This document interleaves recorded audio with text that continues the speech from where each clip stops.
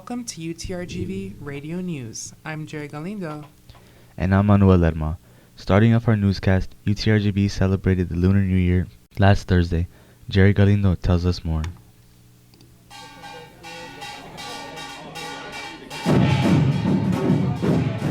Last Tuesday, the Lunar New Year celebration took off at the UTRGV Edinburgh Campus Ballroom. Over 1.5 billion people across the world celebrate this Lunar New Year event. Director of International Student Admissions and Student Services, Samantha Lopez, tells us more. We always want to make our students feel like home. So for example, for our Asian students and faculty, for them, they feel very grateful that we do this event because this is their culture and their culture is here and it's been acknowledged, and that's very important for them. Students and organizations were at the event hosting activities and workshops relating to the Lunar New Year. English junior Jose Contreras tells us why this event is so important to students such as himself. Not all of us don't know much about Asian culture, so this event is like a pretty good opportunity to learn Korean, Chinese, the Asian culture in general. Our table is teaching other people how to write Happy New Year in Korean and pronounce it as well. Lopez believes that UTRGV values the inclusion and representation that international students bring to the campus. Samantha Lopez tells us more.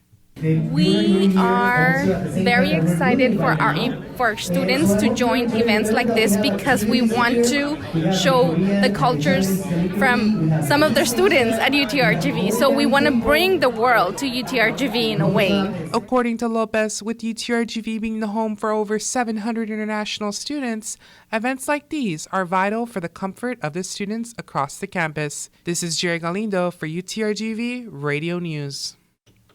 UTRGV has a new all-female mariachi group. Hannah Lopez reports. UTRGV's Mariachi Azalea performed at the UTRGV Ballet Folclórico Alegría this past weekend. The group officially became a part of UTRGV in the summer of 2018. Violinist and singer of Mariachi Azalea, Giselle Sanchez, tells us more about the group.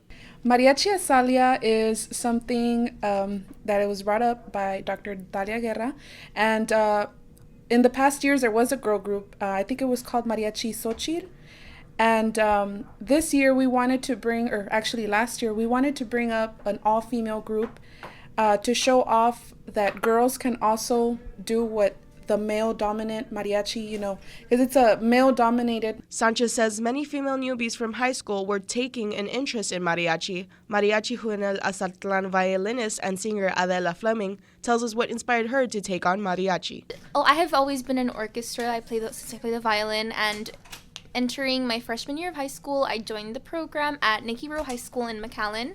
And ever since then, I fell in love with mariachi music, and that's how I found out about UTRGV's mariachi, and I had a dream of joining, and it finally happened, and I'm super excited to be here. Mariachi Azalea consists of 12 members and are looking to expand their group. Sanchez tells us the different styles they play. Okay, so it is based off of mariachi music, but in the mariachi music there's different genres. So we do son jaliscienses, sones jarochos, we do huapangos, we do boleros, we do all types of music. Sanchez would like to thank Dr. Dalia Guerra, Mr. Francisco Loera, and Maestro Ivan Velasco.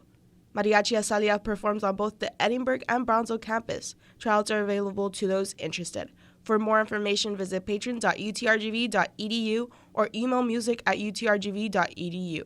This is Hannah Lopez for UTRGV Radio News. UTRGV women's basketball defeated the GCU Antelopes. Jerry Galindo gives us a report. Last Thursday, the UTRGV Vaqueros women's basketball team faced the Grand Canyon University Antelopes. After a close game, UTRGV took the win with a final score of 49-42. The Antelopes started off strong with a tough defense, while UTRGV had a great defense all night. As a team, UTRGV forced 26 turnovers with 12 steals. Head coach Lane Lord explains. As long as you play defense, you always got a chance to win games. And we were just outstanding on the defensive end. And no excuses at all. We just really struggled to score. We had a lot of open looks, and got to give Grand Canyon a lot of credit. But really, we just missed a lot of open shots.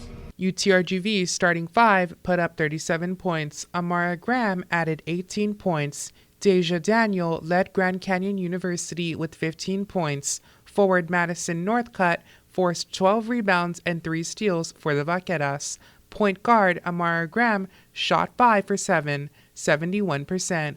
Graham tells us more. I think it just started with just being aggressive. From the jump, I just wanted to give my team a chance. Baskets weren't going in, so I feel like if I could get to the basket, kick it out, whether I shoot the layup or not, as long as we, do something to get us going. Because, again, we had a really poor shooting night. But, we stuck with it. We didn't give up, so that was good. UTRGV outscored 30-22 after halftime. The Vaqueras led the game for most of the second half. The win put the UTRGV women's basketball team at 12-10 in the Western Athletic Conference. The next game is Saturday, February 9th against CSU Bakersfield. Tip-off is at 7 p.m. at the UTRGV Fieldhouse. For more schedules and updates, visit goutrgv.com. This is Jerry Galindo with UTRGV Radio Sports. Hannah Lopez introduces this week's Professor Spotlight.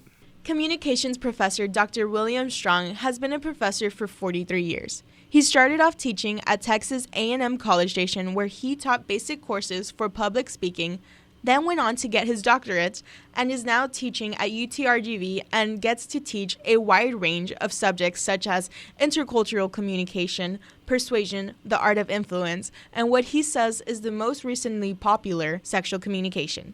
I was a little surprised, but the first time I offered it, I had 40 people sign up for it, and then next year I'm thinking of offering 2 sections of it because it has such a